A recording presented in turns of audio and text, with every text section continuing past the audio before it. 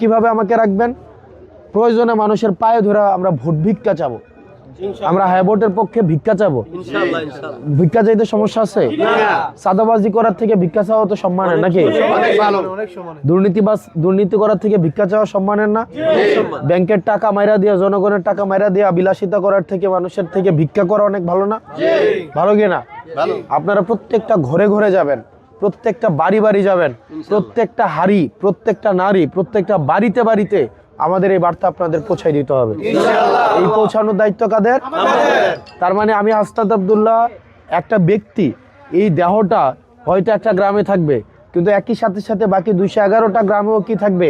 আমার যে প্রত্যাশা, আমার যে আকাঙ্ক্ষা, আমার যে চাহনি, আমার যে মানুষের প্রতি যে আমার যে দরদ, আমার যে আন্তরিকতা, যে চাওয়া, আমার যে দাবি, এই জিনিসগুলো একই সাথে 212টা গ্রামে একই সাথে চলতে হবে। চলবে না? চলবে কিনা? আমি ধলা